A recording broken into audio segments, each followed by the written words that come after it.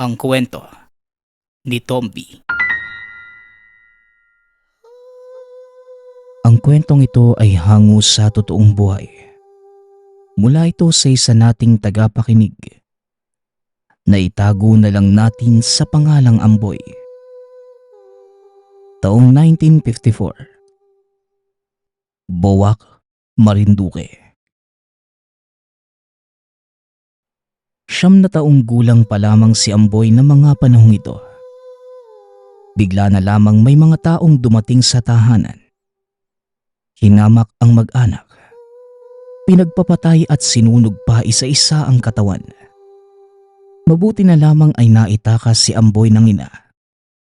Ngunit sa kasamaang palad, inabot din ang nanay ni Amboy at mabuti na lamang. Naitawid na ang bata sa ilog at naitago sa isang banda. Pinatay din ang nanay ni Amboy sa harap mismo ng mga mata. Kaya maagang naulila si Amboy. Patay ang 2 kapatid, kasama ang nanay, tatay at lola sa hindi malamang dahilan. Tila galit na galit ang mga tao sa kanilang angkan.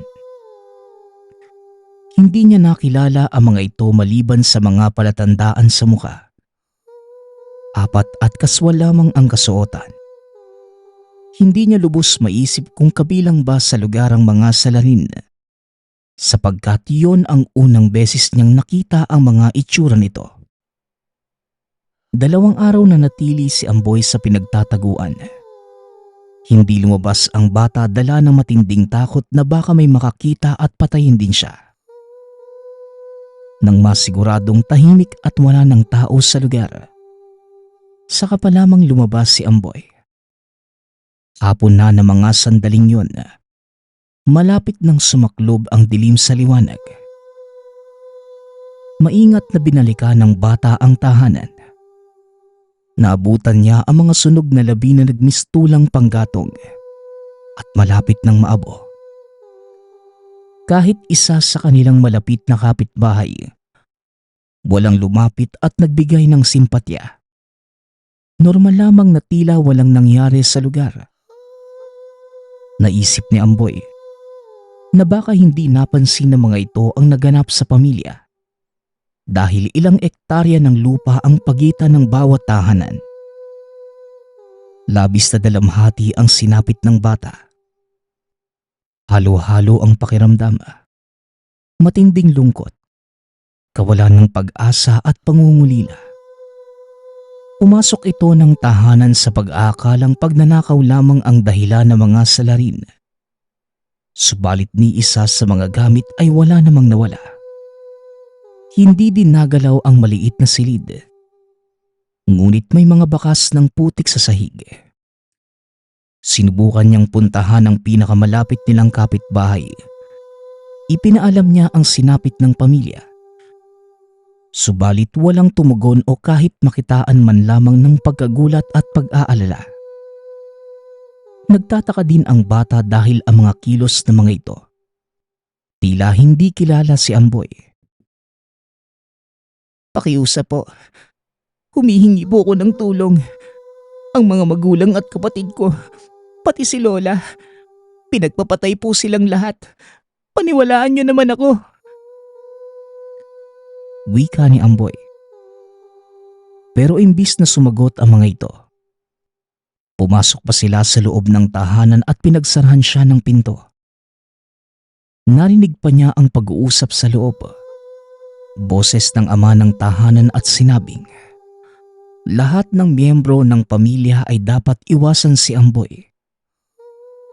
Nadismaya ang bata. Malungkot na umuwi at inisip na baka natatakot ang mga kapitbahay na madamay. Nagukay si Amboy para kahit papano ay mailibing ang mga kaanak. Mababaw lang sapagkat halos tupok naman ang mga ito. Pagkatapos nun, hinanda na ni Amboy ang mga kagamitan. Napili niyang umalis ng lugar upang umiwas sa mga susunod pang magaganap. Gabi na ng mga sandaling yon. Wala nang nararamdamang takot si Amboy habang binabaybay ang madilim na daan. Dumaan siya sa maliit na sapa papunta sa bukid hanggang sa makahanap ng ligtas na lugar. Napapaligiran ito ng kakahuyan. May masisilungan na malayungib na ugat ng malaking punong kahoy. Dahil sa pagod, madaling nakatulog ang bata. Subalit sumama ang panahon at biglang bumuhos ang malakas na ulan.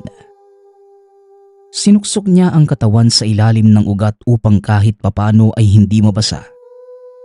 Ngunit kahit anong tago ay nabasa pa rin siya. Kaya walang nagawa si Amboy kung hindi magtiis na lamang sa lamig. Hanggang sa may napansin siyang bagay na gumagalaw sa labas. Hindi niya maaninag kung ano yun. Huminto ito mismo sa tapat ng kinalalagyan.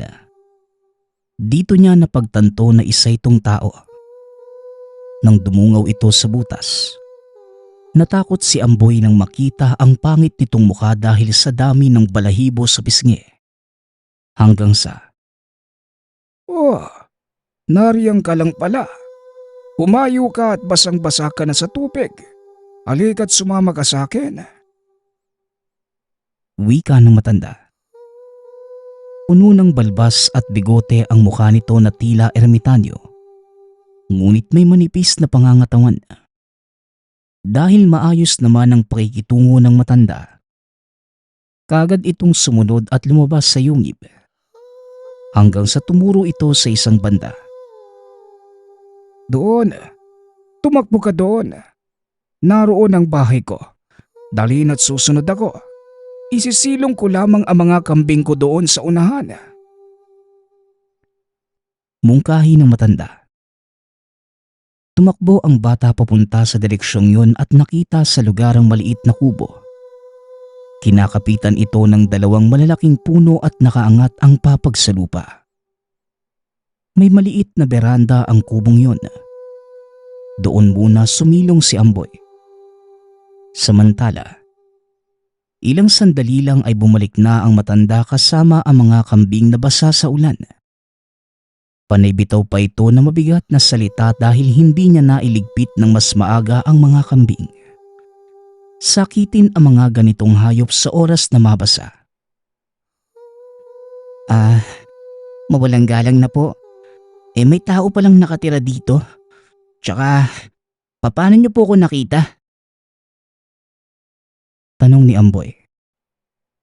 Napadaan ako doon sa unahan. Parang naglayas ka yata. Problemado yung itsura mo eh. Hinayaan lang naman kita na magtago sa ilalim ng puno. Kaso, nag-aalala ako nang umulan eh.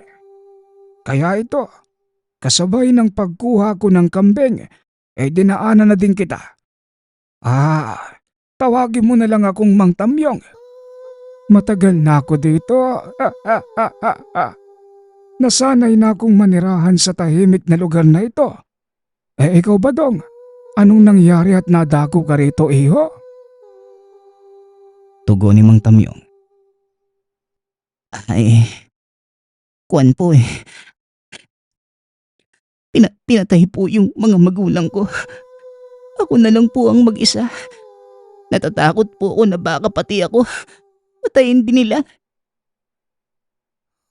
Wika ni Amboy. Nang marinig yun ng matanda, tila bigla itong nagalit at kitang-kita sa mukha ang matinding panggigigil.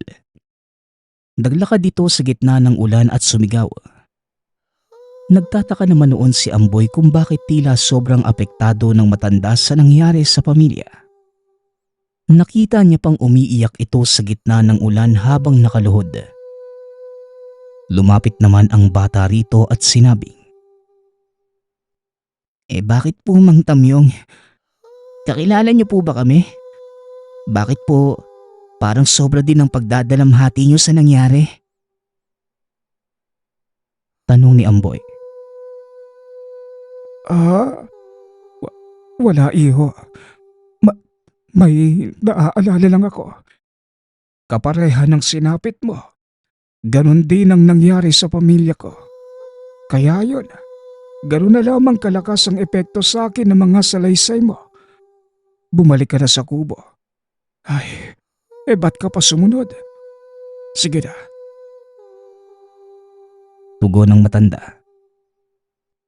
Pagkabalik ni Amboy sa kubo, nanatili pa rin si Mang Tamyong doon sa labas. May pagtatakamang naglalaro sa isipan. Hinayaan na lamang niya ito. Humupa na ang ulan ngunit hindi na nakabalik pa sa pagtulog si Amboy. Pabalik-balik sa isipan ng bata ang sinapit ng pamilya. Habang si Mang Tamyong naman, tila abala at may kinukuha sa loob ng tahanan. Ngunit hindi niya naman alam kung ano. Basta kahoy at botelya na may lamang kulay itim. Nilapag pa ito sa gilid ni Amboy at ilang sandali lang. Nagpaalam sa kanya ang matanda. Sinabing baka umagahin siya ng balik. Mang Tamyong, saan po ba kayo pupunta? Ayos lang po ba na ako lang mag-isa dito? Tanong ni Amboy. Huwag mo nang intindihin kung saan ako pupunta. Siguradong hindi ka rin naman pamilyar. Tsaka ayos lang yan. Ligtas ka dito sa pamamahay ko. Matulog ka na at malapit ng magmadaling araw. Sige na. Tugon ni Mang Tamyong. Tumango na lamang si Amboy. Ngunit hindi na muli pang nakatulog. Hanggang sa sumapit na lamang ang umaga. Hindi pa rin dumadating si Mang Tamyong. Gutom na ang bata. Naglibot si Amboy sa lugar. Puro gubat lang at wala ni isang kapitbahay na makikita. Dahil sa gutom, naghalungkat si Amboy sa abuhan na nasa likod ng kubo. May nakita siyang maliit na kaldero at pagbukas niya doon. Ganun na lamang ang pagkagulat ng bata nang makita ang lamang karne na tila pinaksiw. Inamoy niya yun, ngunit hindi pa naman panis. Kaya dali-dali itong kinain ng bata. Sarap na sarap si Amboy habang nilalantakan ng karne. Halos maubos niya ang laman ng maliit na kaldero. Ilang sandali pa dumating na si Mang Tamyong. Tila may mabigat na problema dahil bagsak ang muka. Nagulat ito nang makitang hawak ni Amboy ang maliit na kaldero. Galit itong lumapit sa kanya at tinitigan ang bata sa mata. Mang Tamyong, pasensya na po kayo. Gutom na po talaga ako eh. Kaya ito, kumain po ako. Yan tuloy halos wala na pong naiwan para sa inyo. Wika ni Amboy. Hindi ako galit dahil kumain ka. Nagagalit ako dahil kinain mo ang hindi dapat. Tugon ni Mang Tamyong. Bakit po? Masarap naman po yun at hindi pa panis ah. Muling tanong ng bata. Ngunit hindi na nagsalita pa si Mang Tamyong. Umiling lamang ito at kinuha ang mga alagang kambing. Pagkabalik ng tahanan, tinuturing siya ng matanda na malapit na kaanak. Maraming mga payo at pagpapaintindi na mahalaga ang buhay. Masayagot kasama kita. Hayaan mo. Mabibigyan din ng katarungan ng kamatayan ng pamilya mo. Teka, apo na lamang ang tatawag ko sa iyo ha. Araw-araw kitang gagabayan. Lalaki kang tama at magkakaroon ka ng masayang buhay. Ako ang papalit sa pangungulila mo sa mga magulang mo. Pero isa lang ang gusto kong mangyari. Susundin mo lahat ng mga ipag-uutos ko. Hindi lamang sa mga gawain, sa halip sa mga magandang moral, sa kung ano ang tama at mali. Pagsasalaysay ni Mang Tamyong. Sa 2 araw na pananatili ng bata sa lugar, ramdam niya ang pagmamahal ni Mang Tamyong sa kanya. Kung alagaan pa siya nito ay halos kapareha kung papaano siya alagaan ng ina. Pati na rin ang mga mata nito kung paano tumingin. May pagkasingkit at kumikipat palagi ang isang mata na tila may diferensya. Ngunit habang tumatagal, namumuo sa isip ni Amboy ang katauhan ni Mang Tamyong. Napapatanong siya sa sarili kung sino ang mga kamag-anak at kapamilya ng matanda. Ni minsan ay hindi binanggit ni Mang Tamyong ang patungkol sa sarili. Sa tuwing nagtatanong naman si Amboy, palagi nitong nililihis ang usapan. Dahil dito, hindi na mapakali si Amboy. Gusto niyang malaman ang totoong pagkatao ni Mang Tamyong at kung bakit nito napiling manirahan sa gubat. Natural lang naman sa edad ni Amboy na magbato ng mga katanungan na kailangan ng kasagutan. Isang araw, nagpaalam sa kanya ang matanda. Aalis ito ng tahanan at bukas na babalik. Medyo nagtaka noon si Amboy at kahina-hinala ang kilos ni Mang Tamyong. May mga hinanda muna ito bago umalis. May dala itong bote na may mga tangkay. 2 bilog na perlas na maitim na sinlaki lamang ng kalamansi. Pagkaalis na matanda, hindi napigilan ni Amboy na mag-usisa. Palihim niyang sinunda ng matanda ngunit nakapagtatakang. Umuwi ka na at huwag ka nang sumunod sa akin. Malapit nang gumabi po. Sige na, huwag ka nang magtago dyan at nararamdaman kita. Wika ni Mang Tamyong. Napilitang magpakita si Amboy at nagdahilan. Sinabi ng bata na nais niya lamang malaman kung ano ang mga ginagawa ng matanda sa tuwing umaalis. Pero hindi na nagsalita si Mang Tamyong. Nagpatuloy na ito sa paglalakad. Ngunit sumunod pa rin si Amboy. Pinagalitan siya nito ng paulit-ulit at pinapabalik sa tahanan. Ngunit hindi nakikinig si Amboy. Pinairal niya noon ang katigasan ng ulo. Galit na si Mang Tamyong. Panay na ang bigkas na mabigat na salita at pinapabalik talaga si Amboy. Hanggang sa bigla na lamang huminto si Mang Tamyong. O siya, sige. Umupo ka riyan at may sasabihin ako sa'yo. Merong mas malalim na dahilan ng pagkamatay ng lahat ng kaanak mo. Hindi mo lang alam, Amboy, pero kinakatakutan ng pamilya mo. Alam ng mga tao sa lugar nyo na mangkukulam at aswang ang angkan mo. Pero kailanman, hindi sila nangahamak ng mabubuting tao at salip. Mga abusado lamang ang punteriya. Wika ni Mang Tamyong. Nang marinig ito ni Amboy, biglang nagbago ang daloy ng pag-iisip ng bata. Maraming katanungan na pumapasok sa isipan, kasabay ng pangingilabot. Sa pagpapatuloy ni Mang Tamyong, ayon dito, malakas ang hinala niya na ang pumatay sa mga magulang ni Amboy. Napag-utusan lang. Inalam ng matanda ang sitwasyon nang puntahan niya ang lugar. Para kahit papano, kilala niya ang mga taong dapat singilin sa nagawang kasamaan. Ngunit wala ni isa ang nakakakilala sa mga pumaslang. Pero may pinaghihinalaan akong kapitbahay nyo. Masyadong mayabang kung magsalita eh. Mabuti daw at magagaling ang kinuha niya mga tao. Pero hindi nadali ang bata. Alam ko na ang ibig sabihin nun.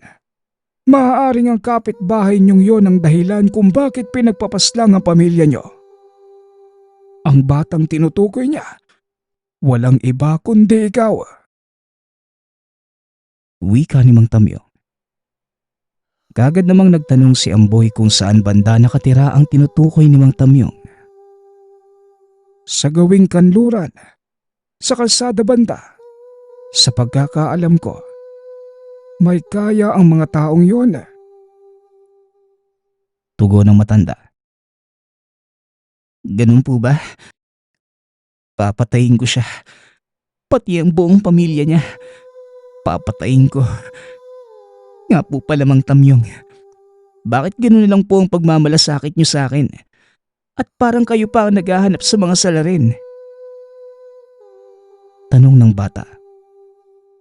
Hanggang sa nanlaki ang mga mata ni Amboy nang sabihin ni Mang Tamyong na, dahil miyembro ako ng pamilya ninyo, Ako ang lolo mong matagal nang nagtatago dito sa lugar. Ako ang tatay ng nanay mo. Pinili kong magtago sa lugar na ito dahil gusto kong iiwas kayo sa gulo. Maraming galit sa akin noon dahil marami akong napatay na tao. Mga masasamang tao na namemerwisyo ng mga mangmang. Tugon ni Mang Tamyong. Ano po? Totoo po ba yung sinasabi ninyo? Lolo po talaga kita. Sa pagkakaalam ko, matagal na po kayong patay eh. Yan din yung palaging sinasabi sa akin ni Lola. Ako ang nagbungkahi noon na po. Dapat isipin ng mga taong patay na ako para humupa ang gulo at hindi na kayo madamay. Hindi ko alam kung bakit napunta ka dito. Mukhang sinadya ng tadhana.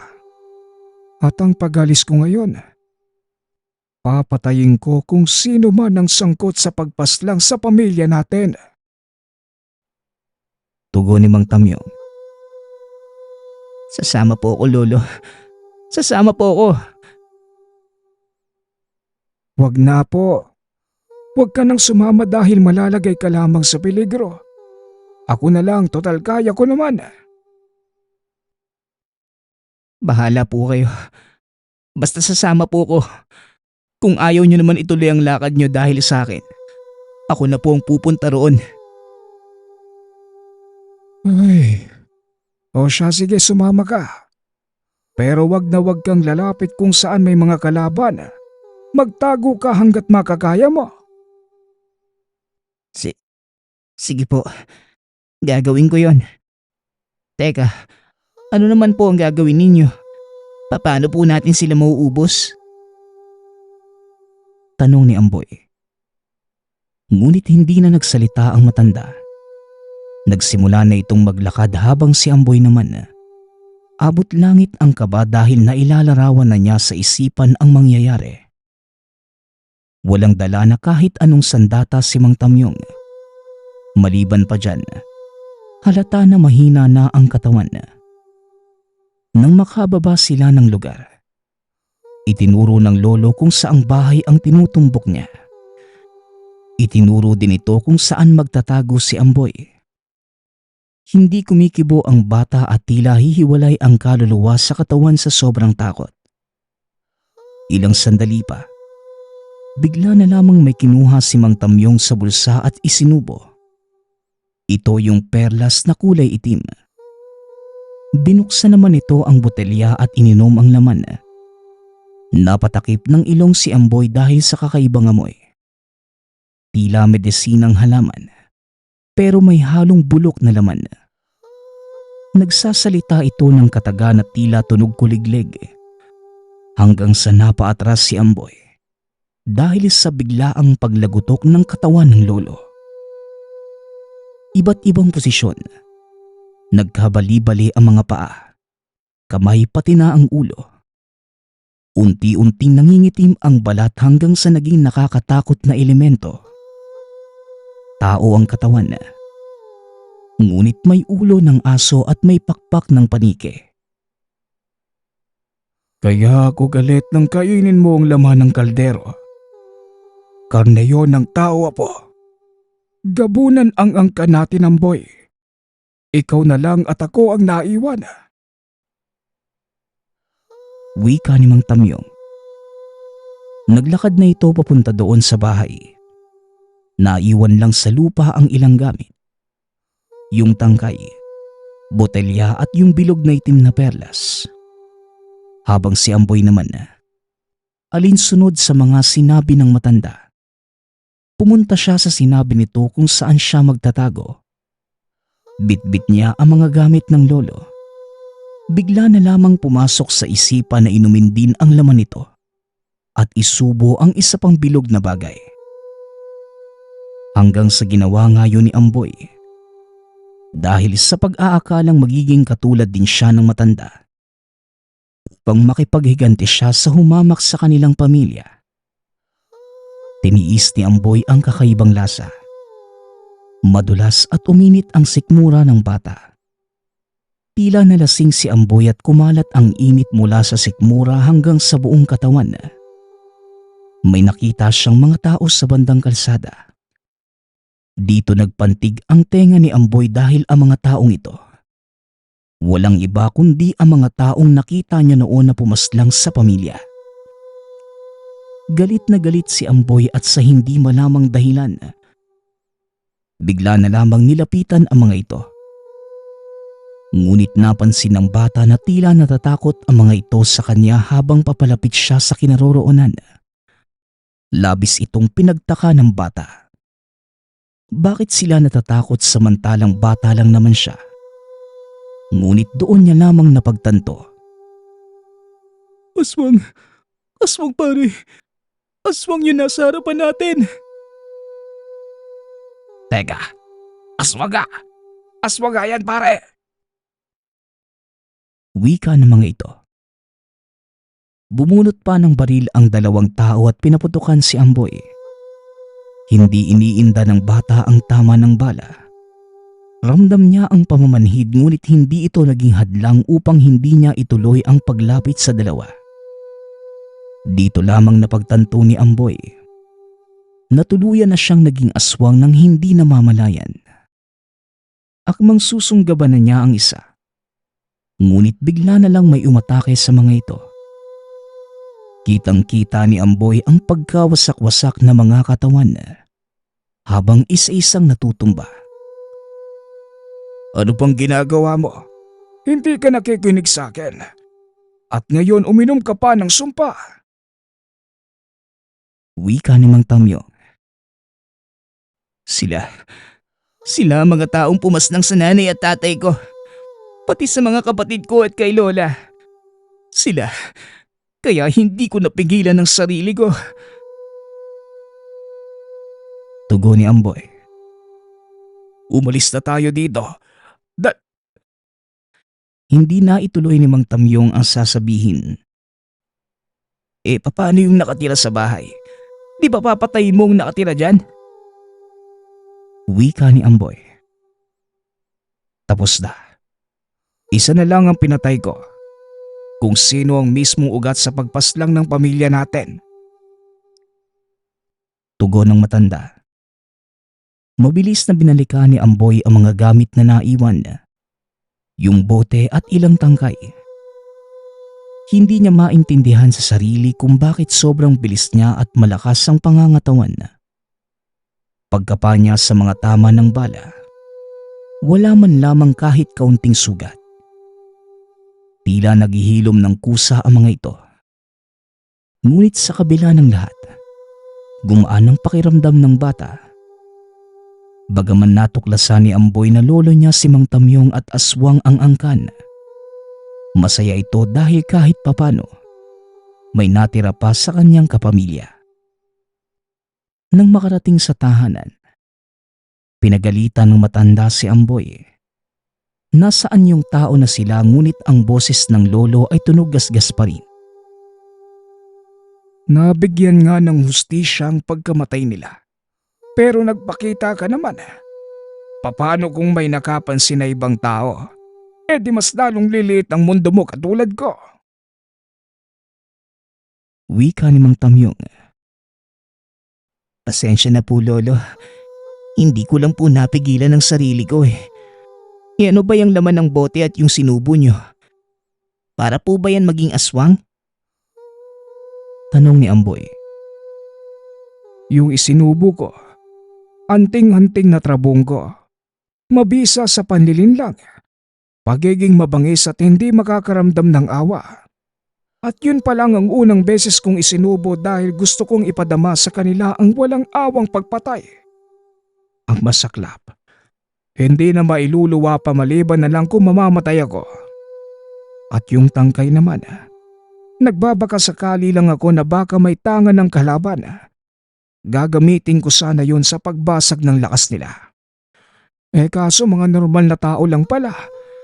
At ang laman ng bote ay sumpa. Para magising ang pagiging aswang ko. Matanda na ako't hindi katulad dati na kaya kong maging aswang nang hindi kinakailangan ito. At ikaw, Imbes na maging normal lamang dapat, pinukaw mo pa ang sarili mo. Alam mo bang ayaw kong maging gabunan ka? Bagaman nasa dugo mo ito.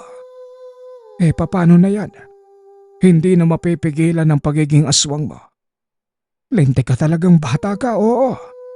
Naging panatag ako dahil magiging normal ka. Pero ngayon, binigyan mo pa ako ng problema. Tugon ni Mang Tamyong. Hindi na nakapagsalita pa ang bata. Bagaman mali ang ginawa, pero hindi ito pinagsisisihan ni Amboy. Lumipas ang maraming araw, buwan at taon. Nanatili lamang si Amboy sa bukid kasama ang lolo. Hanggang sa umabot ng maraming taon na namatay rin ang matanda. Katulad ng sinabi ni Mang Tamyong, naluwa nito ang tinatawag niyang trabungko. Napag-isip-isip niya rin na maluluwa niya ang nalunok sa oras na dumating ang kanyang kamatayan. Ang kakayanan ni Amboy, bagaman galing sa kasamaan ay ginamit niya sa kabutihan. Lahat ng mga mapanlinlang na tao, abusado at ilan pang mapang-alipusta, tinumba lahat ni Amboy at lahat ng napapatay niya. Ito ang nagiging palipas gutom ng aswang. Ang susunod nating kwento ay mula sa isa nating tagapakinig. Naitago na lang natin sa pangalang DM. Walang eksaktong taon. Oton, Iloilo. Ayon sa kwento, bata pa lamang siya ay meron ng kakaibang katangian si DM. Sinasabi ng nakararami na may kabal ito mula sa pagkasilang pa lamang. Kaya naman kakaibang tapang ang pinapamalas ng bata. Matalino at palaging sumasali sa kahit anong aktibidad. Kaya palagi itong nangunguna sa alinmang sasalihang patimpalak o maging sa mga klase. Napakaswerte naman natin na si DM ang naging anak natin. Pero madalas, napapaisip ako kung ano kaya ang kahinaang merong ang batang yan. Wika ng ina na tawagin na lang natin sa pangalang Odit. Oo nga, Odit eh. Napakaswerte natin pero pansin mo ba sa anak natin? Ni minsan hindi nagkaroon ng kaibigan. Masaya naman ako sa kung anong narating niya. Pero ni minsan, hindi ko siya nakitang nakatawa o nakangiti man lang. Tugon ng ama na tawagin na lang natin sa pangalang Pablito. Masyadong nakasentro ang bata sa kung ano ang gusto niya. Kaya siguro ganyan. Hayaan na lang natin, Pablito. Ang importante maayos ang lagay niya. Muling wika ni Nanay Odit. Lumipas ang mga taon at natapos sa kursong parmasista ang binata. Dahil sa pangunguna sa pagkuha ng kabuang pagsusulit, madaming kumukuha at nag-aalok sa kanya ng magandang pwesto sa kanilang kumpanya. Ngunit mautak ang binata sa pagpili ng lugar. Hindi niya basta pinapasukan kung alam niyang dehado siya o kaya na may mababa ang sahod. Isang sikat na butika ang nag-alok sa kanya ng magandang pwesto. Sa pagkagalak ay hindi na nagdalawang isip si DM at kagad itong tinanggap. Pagkalipas ng ilang buwan, maraming mga kasamahan ang nainggit sa kanya. Hindi naman ito pala kaibigan at nakatutok lamang sa trabaho. Marami sa mga kasama niya ang hindi natutuwa sa pag-uugaling meron ang binata. Habang tumatagal, mas tumataas pa ang posisyon kaya mas lalong sumasama ang pakikitungo niya sa mga kasama. Maging ang mga magulang ay hindi na niya nirerespeto. Aba anak, parang lumalala yata yung angas mo ah. May sakit ka ba? Nanay mo ko DM, hindi ibang tao. Kung makasagot ka parang hindi kita anak ah. Inuunawa kita dahil iniisip kong pagod ka lang. Pero bakit ganyan? Sumusobra ka na yata. Wika ni Nanay Odit. Di ba? Ikaw naman ang nagsabi na maging matapang ako at hindi matakot na maghayag ng saloobin ko. Nagpapakatotoo lang ako, Nay.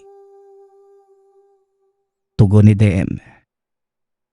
Aba, wala ka ng respeto sa amin ng nanay mo. Tandaan mo, dadating ang araw na aanhihin mo yung pag-uugaling meron ka. Wika ni Tatay Pablito. Tumigil na nga kayo. Pasalamat nga kayo't binubuhay ko kayo eh. Kung hindi nyo na matiis ang ugali ko, magsilayas na lang kayo dito. Muling tugon ni DM, sabay talikod sa mga magulang. Napailing ang dalawang matanda sa sinabi ng anak. Nang tagpong yun, napagpasyahan nilang iwanan si DM. Hindi ito dahil galit, kundi gusto nilang matuto si DM. Pupunta muna ang dalawa sa bahay ng kapatid sa probinsya. Pagkagising ng binata, nakalis na ang mga magulang. Hindi naman niya ito alintana bagkus tila wala lang sa kanya ang lahat. Sa pagdaan ng mga araw ay mas lalong lumala ang ugali ng binata. May mga araw pa na may dinuduro siyang tao. Halos araw-araw ay merong taong sisirain dahil lamang sa konting problema. Isa sa mga kasamahan niya sa trabaho na tawagin na lang natin sa pangalang Ana. Simpleng probinsyana na gagawin ang lahat para sa magulang na may sakit. Halos hatiin ito ang katawan sa iba't ibang trabahong pinapasukan. Madalas itong pagalitan ni DM dahil sa mga hindi inaasahang problema sa prohibisyon. Sir, pasensya na po kayo. Binilang ko naman po yan ng mabuti. Kung meron mang pong mali, uulitin ko na lang po. Wika ni Ana. Napakabobo mo naman, Ana. Ilang ulit ko bang sasabihin sa'yo na hindi ganito? Mula ngayon, ayoko nang makita yung pagmumukha mo dito. Kuha mo? Wala kang silbi. Wika ni DM. Sir, wag naman pong ganyan. Ako na lang po ang inaasahan ng pamilya ko. Napakahirap na pong kumuha ng trabaho ngayon. Bigyan niyo po ako ng huling... Naputol ang pagsasalita ni Ana. Guard, ilabas niyo nga to. Wag na wag niyo nang papapasukin dito yan, ha? Sigaw ni DM. Hindi na malaman ni Ana ang gagawin ng mga oras na yun. Lalo pat may sakit ang ama. Habang palabas ng parma, magkahalong luha at galit ang nararamdaman ng dalaga dahil sa malupit na kasama. Habang naglalakad, dumilim ang paningin nito dahil sa sama ng loob. Bumubuhos ang luhang pilit niyang nilalaban ng wag pumatak. Sa paglalakad ni Ana, may kung anong umuudyok sa kanya na puntahan ng kilalang mambabarang sa lugar. Dahil sa galit, hindi na napigil ng dalaga ang sarili. Dinala siya ng mga paa sa isang lugar kung nasaan si Aling Rosalinda. Takbuhan ito ng mga babaeng ayaw ng pinagbubuntis, mga taong gustong magpagawa ng gayuma, mga taong may gustong ipabarang. Hindi niya kontrol ang sarili ng mga oras na yun. Basta lamang niyang nararamdaman na makaganti sa kasama na nag-alipusta sa kanya.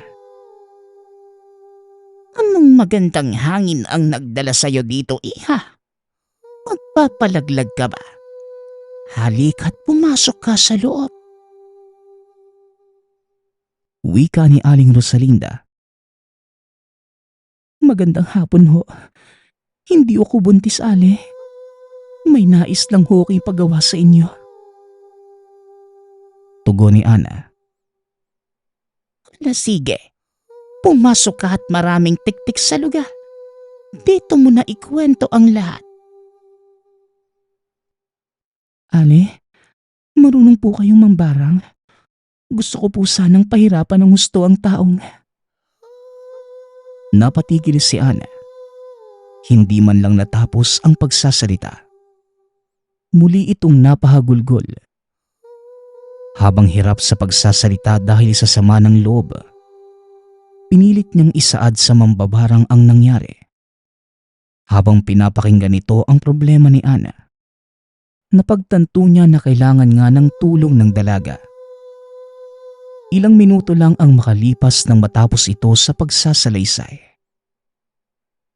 O sige, ibigay mo sa akin ang pangalan niya. Mahalagang gamit na ginagamit araw-araw at bigyan mo ko ng kahit isang hibla lamang ng buhok niya. Nang masagawa ko na ang gusto mong mangyari, dalhin mo dito sa Biyernes ng gabi. Samahan mo na rin ng litrato. Wika ni Aling Rosalinda. Sige ho, yun lang po ba lahat? Magkano po ang ibabayad ko? Tanong ni Ana. Kaya mo bang ibayad ang kaluluwa mo sa demonyo? Kasi kung kaya mo, kahit wag mo na akong bayaran, bibigyan kita ng ilang araw para makapag-isip. Hindi madali ang gagawin natin, kaya ihanda mo ang sarili mo, iya. Tugon ni Aling Rosalinda. Umuwi si Ana na malalim ang pag-iisip. Halos mag-aalas 8 pa lamang nang makarating siya sa tahanan. Pagbukas ng pinto, nasilayan niya ang rason kung bakit siya nagtatrabaho at kung bakit pilit niyang nilalabanan ang nasirang trabaho. Habang nakasilip sa kinaroroonan ng ama na nakaratay, kasama ng ina na nakatulog na sa pagbabantay sa asawa, hindi naman naiwasan ng dalaga na tumulo ang luha. Hindi siya pwedeng mawala ng trabaho, lalo na sa ganung sitwasyon.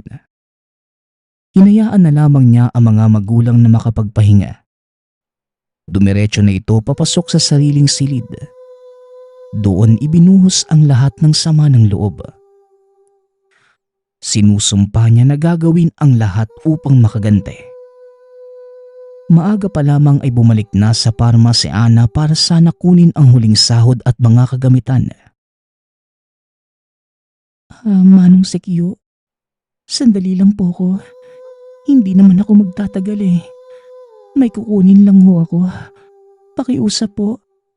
Hinila niyo lang po ko kahapon eh. Naiwan ko po dito ang mga gamit ko. Kukunin ko lang po at uuwi na rin. Wika ni Ana. Bilisan mo lang. Ayaw ko pang matanggal sa trabaho. Pakiusap, huwag ka na sanang gumawa pa ng gulo ah. Tugon ng gwardya. Ako pa talaga ang gumagawa ng gulo. Bulong ni Ana sa sarili. Nagmamadaling pinuntahan ni Ana ang mga kagamitan. Alam niya na imposibleng makakuha siya ng buhok. Kaya kinuha niya kahit anong mga gamit na pag-aari ni DM na makita niya. Natuwa ito nang madako sa isang parte ng parma kung saan naglalagay ng mga kaarawan ng bawat empleyado. Kalakip doon ay mga nakadikit na litrato. Walang pagdadalawang isip na kinuha kagad ni Ana ang litrato ni DM. Palingalinga pa ito sa paligid dahil baka may taong makakita. Ilang minuto lang ang lumipas ay umalis na siya sa lugar. Dala ng pagmamadali, hindi niya napansing papasok na si DM nang bigla silang nagkabanggaan. Naningkit ang mga mata ng binata at bigla na lamang sinampal si Ana. Sa pagkagulat, walang ano-ano'y hinablot ng dalaga ang buhok. Mas napadali sa kanya ang pagkuha ng bagay para sa gagawing ritual na pagbarang. Inawat sila ng gwardya at bago pa man kumalas ang pagsabunot niya sa binata, nakangisi pa ng nakakaloko si Ana habang inilalayo ang sarili sa lugar. Tandaan mo ang pagmumukhang ito. Pagbabayaran mo ang lahat ng kalupitan mo. Sisingilin kita sa mga pinagagawa mo. Tandaan mo yan. Banta ni Ana. Aba, kasalanan ko pang bobo ka. Yan ang problema eh. Ipapasa niyo pa yung kahinaan niyo sa iba. Pweh. Tugon ni DM. Hindi na ito pinansin pa ni Ana at nagmamadali ng umalis. Nanginginig pa din ang katawan ng dalaga habang naglalakad. Umuwi muna si Ana sa tahanan. Tahimik niyang pinagmasdan ang mga magulang na pinagkukunan niya ng lakas para sa gawain.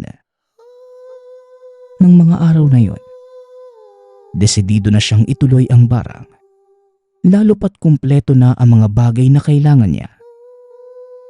Nilagay niya sa loob ng maliit na kahon ng mga hibla na nakuha kay DM, kasabay ng mga litrato at gamit na magmamay-ari nito. Kinabukasan araw ng Biyernes, pumunta si Ana sa bahay ng mambabarang. Wala na talagang ibang nasa isip si Ana ng mga oras na yon. Nilalamon na ito ng galit sa tuwing maaalala ang kalupitan ni DM. Sigurado ka na ba sa gagawin natin? Alalahanin mo, kaluluwa mo ang iaalay natin sa demonyo. Pero kung babayaran mo ko sa tamang presyo, hindi ka na maghihirap. Ako na mismo ang gagawa ng paraan. Tanong ni Aling Rosalinda. Pasensya na po kayo. Wala po talaga akong pera eh. Kaya kahit ano pong gagawin ninyo, papayag po ko. Siguraduhin mo lang po na tatalab sa kanya at maghihirap siya ng gusto. Tugon ni Ana. Kung yan ang pasya mo, sige magsisimula na tayo. Wala na tong atrasan at lalong huwag kang panghihinaan ng loob. Akin na lahat ng hiningi ko sa iyo at isulat mo sa papel ang buong pangalan ng babarangin. Wika ni Aling Rosalinda. Ngumisi ang alin nang makita na kumpleto ang mga pinakuha niya. Gumuhit ito ng malaking bilog habang nagbibigkas ng mga kataga. Kasabay ng mga pagbigkas ay pagsindi ng mga kandilang gagamitin sa pambabarang. Nasa gilid lamang si Ana habang nagmamasid sa mga ginagawa ng matanda. Nilatag sa gitna ng bilog ang litrato ni DM, kasama ng pangalan na nakasulat sa maliit na papel. Habang may kung anong mga katagang sinasambit, unti-unti namang nauupos ang kandila. Paulit-ulit din itong sinasambit ang mga orasyong pambarang. Minuto lang ang nakalipas. Sa kalagitnaan ng ginagawang ritual, hinawakan ang kamay ni Ana at biglang sinugatan. Hinihipan niya ng malakas na proteksyon ng dalaga habang ang patak ng dugo sa kamay tumutulo mismo sa loob ng ginawang bilog. Tiniis ni Ana ang hapde. Nawala na ito sa sarili. Hindi niya alam na yon ang umpisa ng pag-aalay ng kaluluwa niya sa demonyo. Halos buong oras nila itong ginawa. Hindi pa nakontento ang Alice sa ginawa at kumuha pa ito ng isang alupihan na alaga sa isang garapon. Pinakawalan sa ritual na ginawa. Naramdaman ni Ana na sobrang init ng paligid. Ngunit biglang may kung anong liwanag na nagmumula sa bilog. Nararamdaman noon ng dalaga na ganap na ang ginawa. Umihip naman ang usalang matanda pang tapos sa ginawang ritual. Minuto lamang ang nakalipas nang nagsalita ang ale. May mga ipapagawa ako sa iyo para maprotektahan mo ang iyong sarili. Ilang araw mula ngayon, mag-uumpisa ng maminsala ang ginawa natin. Kaya ihanda mo ang sarili mo sa mangyayari. Sundin mo lang ako para matipensahan mo ang iyong sarili laban sa kung anuman ang balik ng barang. Wika ni Aling Rosalinda. Maraming salamat po. Matanong ko lang kayo, Aling Rosalinda. Mabubuhay pa naman siya, no? Tama? Tugon ni Ana. Depende kung tatanggapin ng katawan niya ang sumpa o kung makakatagpo siya ng magaling na manggagamot para magkalas ng sumpa. Sa ngayon, mag-iingat ka, iha. Wika ng matanda. Binigyan niya ng maliit na salapi ang matanda bilang pasasalamat sa pagtulong nito sa kanya. Lumipas ang ilang araw. Nakahanap naman si Ana ng bagong papasukan. Pilit niyang kinalimutan ang mga nangyari. Ngunit hindi siya pinapatahimik lalo pat gabi-gabi itong nananaginip ng kakaiba. Sa kabilang banda naman, ilang gabi na ding walang maayos na tulog si DM. Wala siyang kamalay-malay sa nangyayari sa kanya. Umaga kinabukasan, tila may kung anong mga nakakapasong bagay na dumadampi sa balat na nagdudulot ng pinsala. Maging ang buo niyang katawan ay napuno na ng hindi malamang sugat. Hindi din siya makabangon dala ng panghihina ng katawan. Ilang araw na din itong hindi nakapasok sa trabaho. Sinusubukan naman niyang pumasok. Ngunit tila lantang gulay lamang ito. At ang mas masaklap, unti-unti nang nakikita ng iba ang malaking pagbabago. Hanggang sa tuluyang hindi na ito nakapasok sa trabaho. Buong buhay ni DM ay wala siyang kinakatakutan. Ngunit noong mga oras na yun, halos pinagsakluban ng kung anong takot ang puso. Naalala niya ang mga pinagagawa niya maging ang mga magulang na ginawa niya ng hindi maganda. Hinanap niya ang mga ito. Lalo na nang makita niya sa salamin na tila ibang tao na ang nakikita. Kahit sobrang mapagmalaki si DM, pinili niyang puntahan ang probinsya ng mga magulang. Sobrang hirap na naging biyahe ng binata dahil halos lahat na makakatabi niya ay umiilag sa kanya. Napakabaho ng amoy na nagmumula sa katawan ng binata. Ilang oras din ang naging biyahe hanggang sa maabot ang isang liblib na lugar sa Iloilo. Kahit papano, alam naman niya kung saan matatagpuan ang mga magulang. Hapon na nang makarating siya sa lugar. Sakay ng tricycle, ibinaba siya sa mismong bahay na kinaroroonan ng mga magulang. Pagkababa pa lamang ng binata, nakita niyang nakupo sa beranda ang mga ito. DM, anong nangyari sa'yo, anak? Halos hindi makapagsalita si Nanay Odette nang makita ang nangyari sa anak. Ano ba yung sinasabi mo, Odette? Hindi yan si DM. Kita mo namang napakatanda na ng itsura niyan. Saka hindi yun naaabot dito. Tugon ni Tatay Pablito. Nay, tay ako po ito. Patawarin niyo po ako. Hindi ko na po kaya ang nangyayari sa akin. Pakiusap, tulungan niyo po ako. Pagmamakaawa ni DM sa mga magulang. Nilapitan ito ng ina. Dito niya mas malinaw na nakita ang mga sunog sa balat ni DM. Maging ang itsura ng anak ay nagbago. Na tila nang galing sa hukay maging ang amoy. Kailangan nating humanap na magaling na albularyo. Hindi ito basta sakit lang. Huwag mong mamasamain, anak, pero baka hindi natiis na mga nakapaligid sa iyo ang ugali mo. Maging kami ng nanay mo. Hindi na din natiis ang ugali mo kaya umalis na lamang kami ng bahay. Sana, maging tanda na ito sa iyo, anak. Wika ni Tatay Pablito. Tama na yan. Madali na't pakitawag na si Mang Doming. Pablito, pakiusap. Huwag muna ngayon yung mga pinagsasasabi mo. Kailangan ng tulong ng anak natin. Sige na, aayusin ko na muna ang paglalatagan natin sa kanya. Tugon ni Nanay Odette. Habang hinihintay ang pagbalik ng asawa, minabuti na muna ng ina na ayusin ang anak. Tinulungan niya itong magpalit ng damit. Halos maiyak si Nanay Odette nang makita ang kabuuan ng katawan ng anak na tila mga sugat na galing sa pagkapaso. At ang mas malala pa, tila may gumagalaw sa loob ng mga sugat.